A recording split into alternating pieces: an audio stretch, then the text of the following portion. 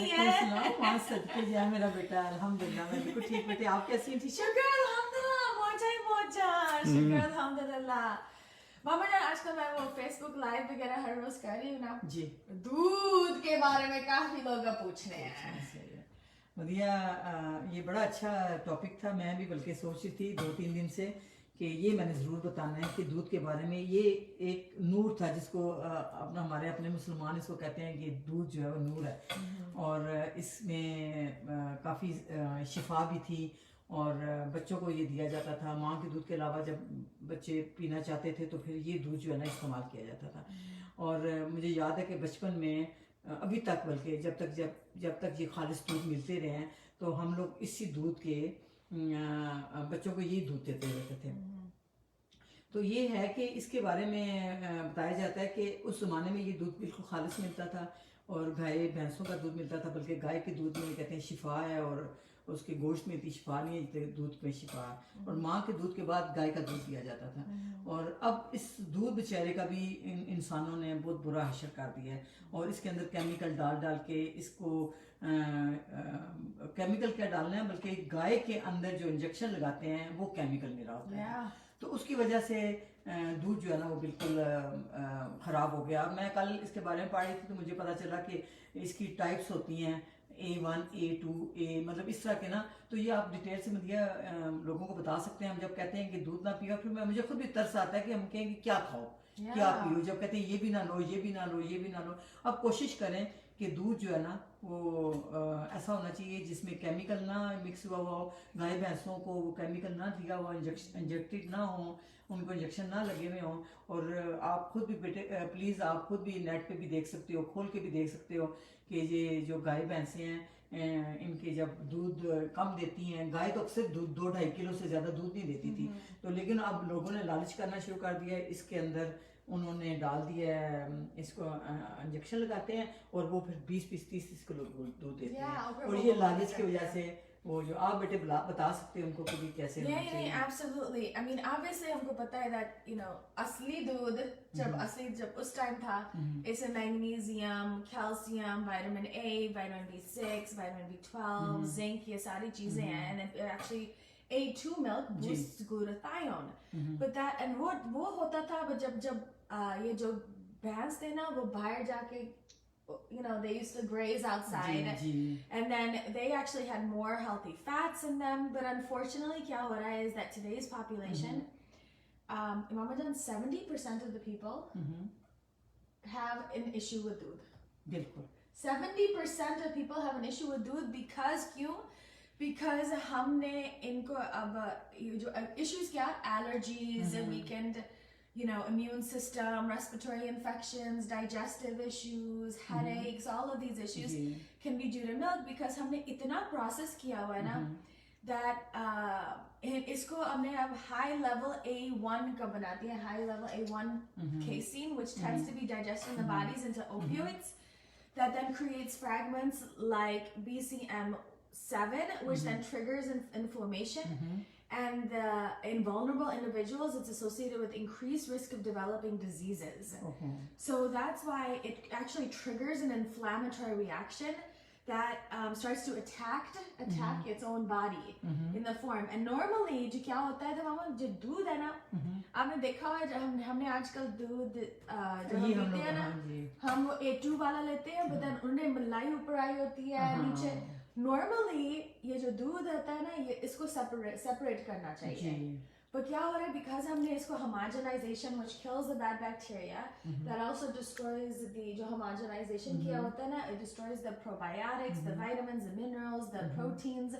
Then it becomes more inflammatory, and it actually resembles a larger molecule like gluten.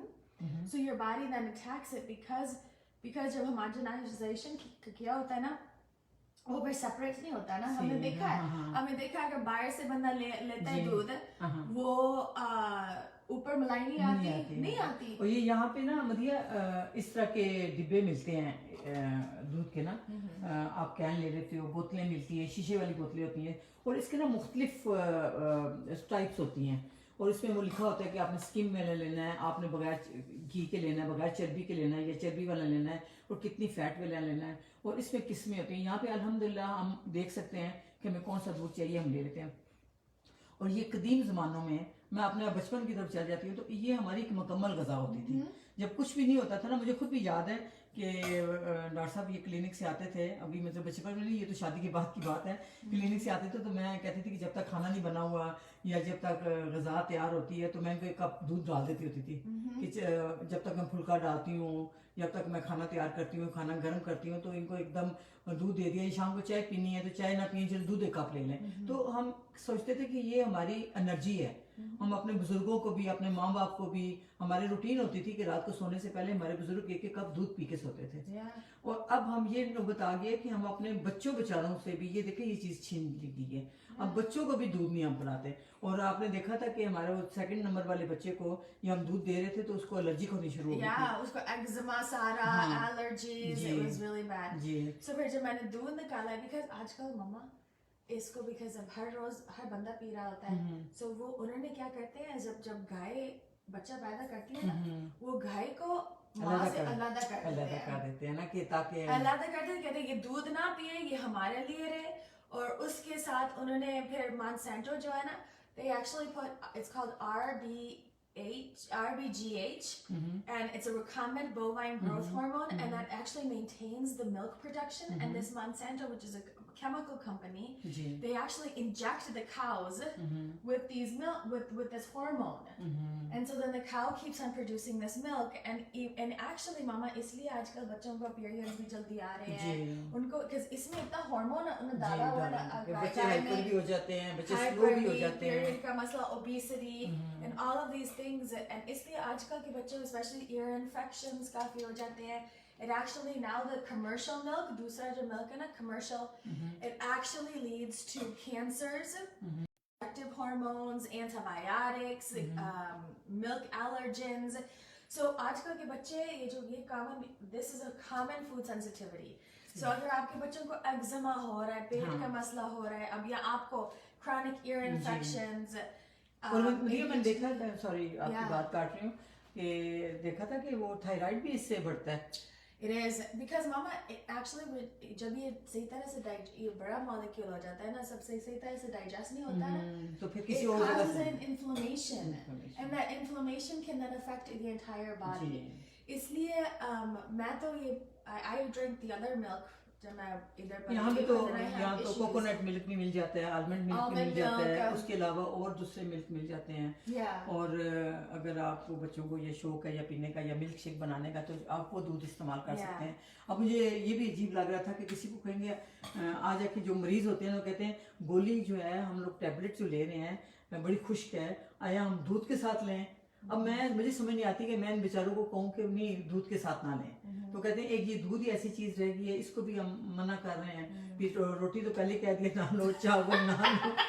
और अब ये कौन सा चैनल खुल गया कि हमारे सारे खाने पीने की चीजें हमें मना कर रही हैं, क्योंकि ये रिसर्च से बेटे पता चली हैं ये चीजें, और रिसर्च से, और फिर जो हमें हमारे साथ बीत रही है ना, हम उससे देख रहे हैं कि वाकई आप चेक कर सकते हो, आप टेस्ट करें, आप लेके आए चीजें ये बाजार से, तो फिर आप अपने पे तजर्बा भी कर सकते हो। अगर आपको कोई तकलीफ हो रही है तो आप समझ जाएं कि आपको इस वजह से हो रही है। और हमारे पाकिस्तान और इंडिया के लोग जो बीमार होते हैं ना, वो समझते हैं कि ये बेहतरीन गज़ा है और कुछ नहीं तो दूध ही देते रहो। तो लेकिन दूध से कोई पता नहीं कि और बीमारियां बढ़ रही हैं। Iron deficiency, anaemia, other chronic health conditions, बेहतर है बंदा दूसरी चीजें like a lot more of the other stuff, जब हम बच्चों को दूध देना शुरू करते हैं दूसरी चीजें फिर कम खाते हैं, सो ये कम कर लें।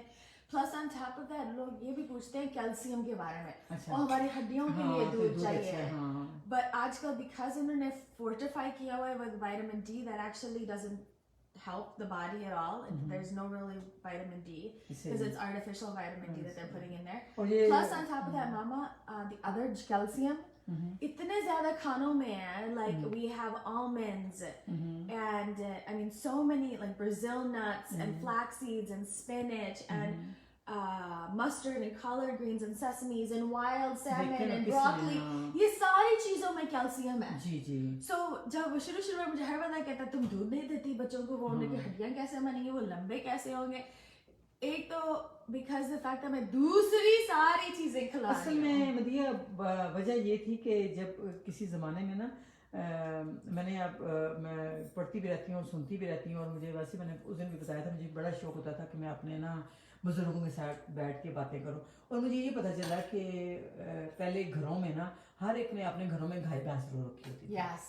और ये एक पूरी गज़ा होती थी। वो घास जो वो गाय जो थी वो बाजार से ले आती थी, बाहर से वो घास वगैरह चर लेती थी, और उसके बाद जो दूध देती थी, चाहे वो 2 किलो दूध दे या 5 किलो दे, वो पूरे घर वालों के लिए काफ़ी होता था। और वो उस घर से वो लस्सी भी निकालते थे, दही बनाते थे, मक्खन निकालते थे, फिर उसका वो बनाते थे, घी बना लेते थे। तो जिसकी वजह से ना उनकी सारी गज़ा एक गाय से पूरी हो जाती थी।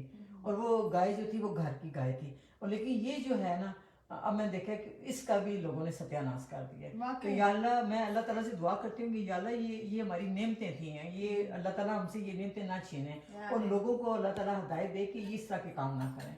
तो ठीक है बेटे जी, आज मामला काफ़ी हो गया इंशाल्लाह, और अल्लाह ताला हम सबको हिदायत दे, और हमें अल्लाह ताला अच्छी ग़िज़ा हमें दे, अल्लाह ताला हमारे नसीब में अच्छी ग़िज़ाएँ करे, और अल्लाह ताला हमसे ये नेमतें ना छीने। और अल्लाह ताला ये जो लोग इस तरह के काम कर रहे हैं, अल्लाह ताला इनको हिदायत दे कि इंसानियत की नस्ल कुशी ना करें। इससे नस्ल मर रही है और बीमार हो रही है और मफलूज हो रही है। तो ठीक है बेटे जी, इंशाल्लाह। अगर किसी ने पीना हो, it's better to do A2 milk. हाँ, A2 मिल्क लें। Mama, a lot of goat and sheep milk is still वो उन्होंने खराब नहीं किया, गोट और शीप वाले का। अच्छा हाँ। Camel is also good. So there's lots of different options. But get the most clear. अगर खुद ही गाय भैंस रखनी है ना, उसको हार्मोन ना लगाए, वो सबसे बेहतर तरीका है। Right? Inshallah. Jazakallah khair everybody. अल्लाह हाफिज़।